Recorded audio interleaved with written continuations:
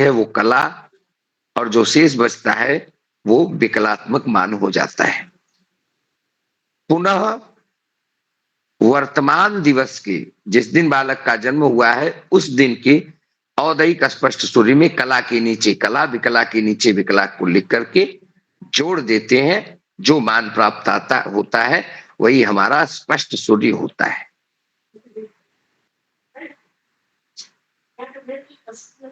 सूत्र को आप लोग फॉलो करिए और इसी सूत्र से सूर्य, मंगल, बुध, गुरु, शुक्र, शनि, राहु और केतु सभी मान इसी एक सूत्र से निकल जाएंगे।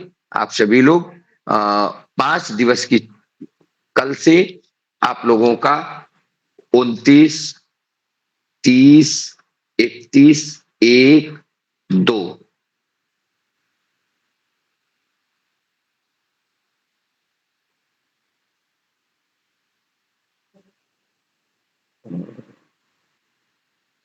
29, 30, 31, 1, 2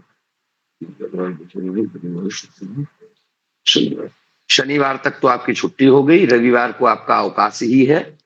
पुनः हम लोग अगले सोमवार को मिलेंगे तो कक्षा प्रारंभ होगी। जी सर्वेश जी बोले। सर एक लाइन आपने अभी बोला था कि हम एक राशि का बना लेते हैं, तो इसे राशि का क्यों बोल रहे हैं? सजाती है। एक राशि का मतलब जैसे 4 राशियां होगी, राशि का मतलब वो उस राशि पे मत जाइए। अच्छा, सजातीय बना लेते हैं। जैसे चाहे विकला में बनाना विकला में है, हाँ, जैसे हाँ विकला में जाना है तो विकला की राशि का बना लीजिए, विकलात्मक ही बना लीजिए या कलात्मक बना लीजिए। एक राशि का सजातीय, तो सजातीय कहेंगे तो थोड़ा सा डिफरेंस हो जाता है। तो एक राशि का बनाने का मतलब हुआ 30 डिग्री के अंदर का सोच रहा था, इसीलिए मैंने ये सवाल किया था। ठीक है सर। नहीं जी थानेश्वर जी, इंद्र जी बोले। इंद्रवेश जी बताएं। गुरुदेव नमो नमः। गुरुदेव बोले। गुरुदेव बस मेरा और कुछ नहीं है, बस यही था कि जैसे अभी पॉइंट में आया था गुरुदेव, जैसे गणितीय भाषा में क्या होता है, जो पॉइंट के बाद 5 से ऊपर होता, मतलब 5 से ऊपर होता तो हम आगे के उसमें एक अलग जोड़ देते हैं, तो ऐसा कुछ करना है या वही पॉइंट को छोड़ देना? कर सकते हैं, कर लेंगे तो कोई वो नहीं होगा। वो बहुत अंशों में ये प्रॉब्लम कब क्रिएट होगी आपको, जब बहुत मामूली सा अंतर होगा।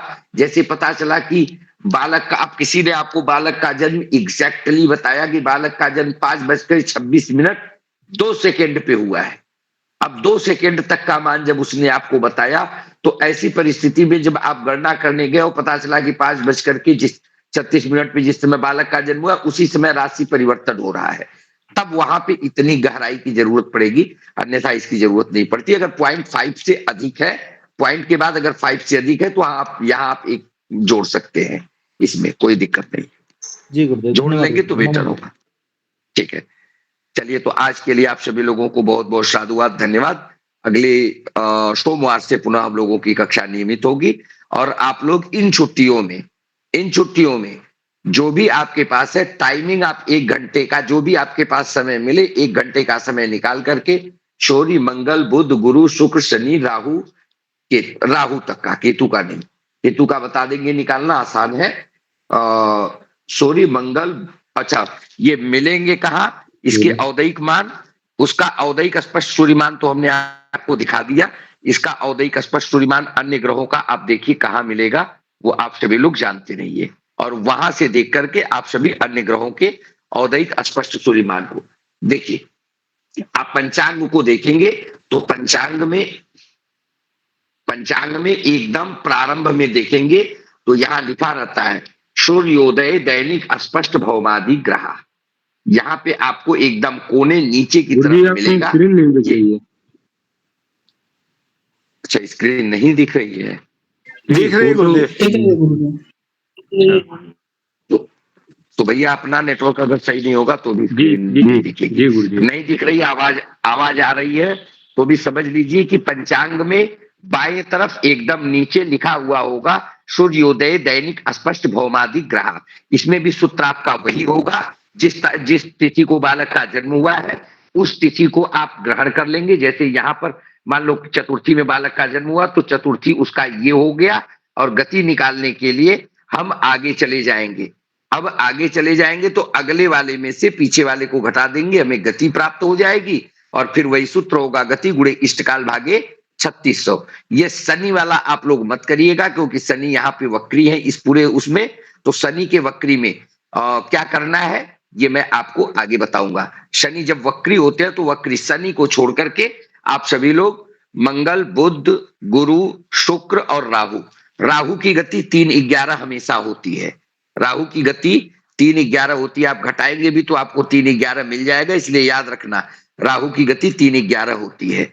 और राहु की जो राशि आती है,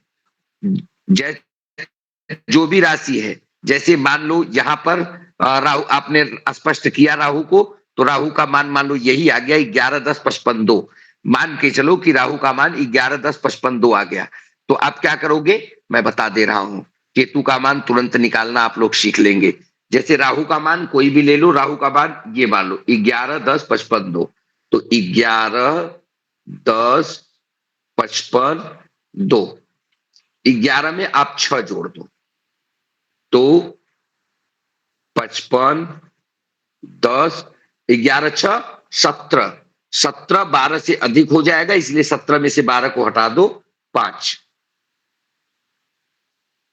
यहां 17 आएगा ना, 11-6 17 हो जाएगा, तो 17 12 से अधिक है इसलिए हम इसमें से 12 को हटा देंगे, 17 में से 12 निकाल देंगे तो बचेगा 5, अर्थात केतु का मान आपका 5, 10, 55, 2, ये आपका केतु का मान हो जाएगा।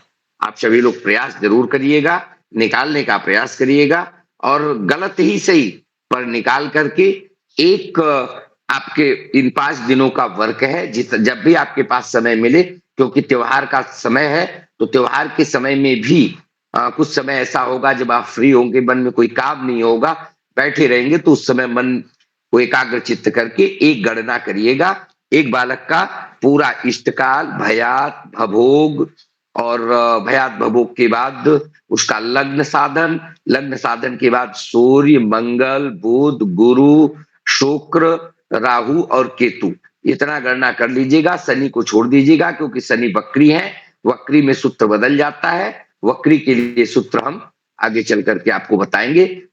तो वक्री ग्रह और चंद्रमा ये 2 साधन आपके रह जाएंगे और आप सभी लोगों को दीपावली की, धनतेरस, दीपावली की ढेर सारी शुभकामनाएं, बहुत बहुत बधाई। पूरे भारतीय ज्योतिष संस्थानम परिवार की तरफ से आप सभी लोगों को ढेर सारी शुभकामना, ढेर सारी बधाइयां।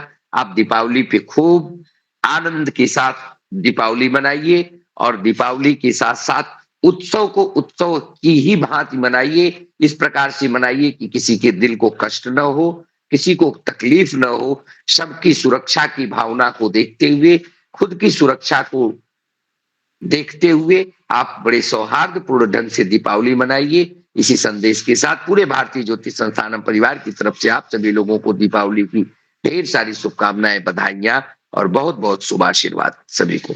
धन्यवाद। आज की कक्षा को थोड़ा हमें कार्य अधिक है इसलिए आज की कक्षा को यहीं पे विश्राम। पुनः हम लोग अगले सप्ताह में सोमवार